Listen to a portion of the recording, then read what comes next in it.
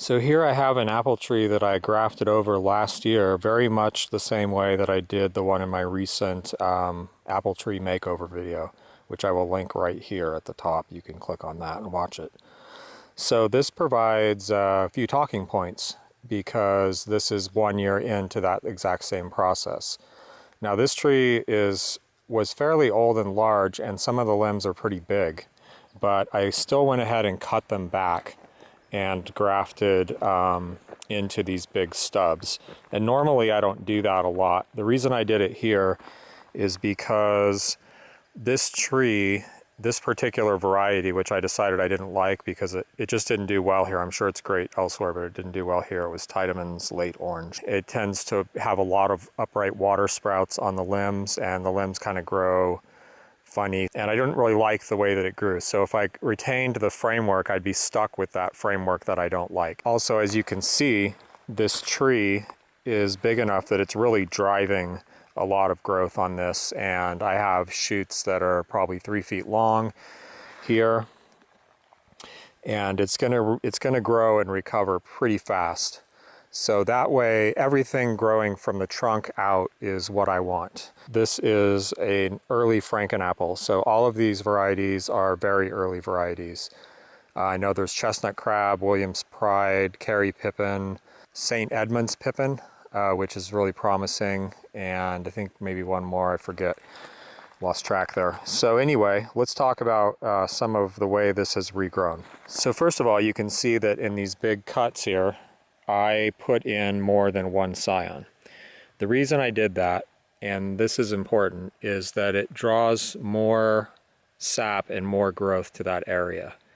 Now you can see how much growth there is and how much this is closed in. And the one place I didn't put a scion, there's still, quite a bit of space there. So you can really see how that works. I mean, it really heals it up a lot faster. So take a look at this one and how close that is to healed up already.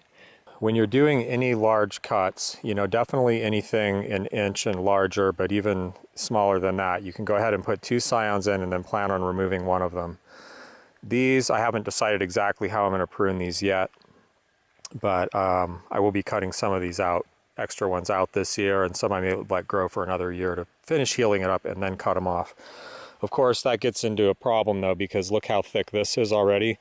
So by next year, this could be 1 inch thick, and then I'm making another 1 inch thick cut. So I'll probably cut this one back this year. People have this idea, and I used to have it too, that you need to use short scions. And I'm not sure where it comes from, but I don't think there's any kind of logic that really holds up for using short scions. I mean, in some cases, you only want one bud to grow. In that case, like if you're grafting a bench graft to a small rootstock and planting it in a nursery bed, you only really need 2 buds, even one, but I leave like 2 or 3 and then I cut one out and only let one grow. But look at this. So I used this scion that was this long, and it apparently had 1, 2, 3, 4, 5, 6, 7 buds on it. So what has happened here, and this is why I advocate using long scions, is that we had all these buds. We had, 7 buds. I usually go for 8 or more, is kind of typical, but you have to work with what you have. Apparently I didn't have much to work with, or I wouldn't have had this short scion here. Only 1 or 2 or 3 maybe at the end of the scion will grow out into long shoots like this, and the rest of them will either just sit there or they'll turn into fruiting buds. So what has happened is all these have already turned into fruiting buds. So we have one, this one's broken. So 1, 2, 3, 4 points that are probably going to fruit this year. So there I'm getting fruit in the 2nd year. Now this, for some reason, these really want to fruit, and there's also some fruit buds up on these new shoots, which is not super common, but it doesn't always work, but it definitely works some of the time. Certain varieties will tend to grow out more, like this one. It looks like almost all the shoots grew out, but typically only a few of them will grow out at the end, and then the other ones may or may not, but at least they have the opportunity to differentiate into fruiting buds and then produce fruit sooner. It may not be the first year, but it's, sooner. One of the grafts failed because it was just way too sprouted out. So I redid it. That's the Chestnut Crab right here. So if you take a look at this one here, I put on 2 grafts and it's completely healed up. So I will definitely cut one of these off this year and allow the other one to grow into a full branch. and that'll be all healed up and done with pretty soon.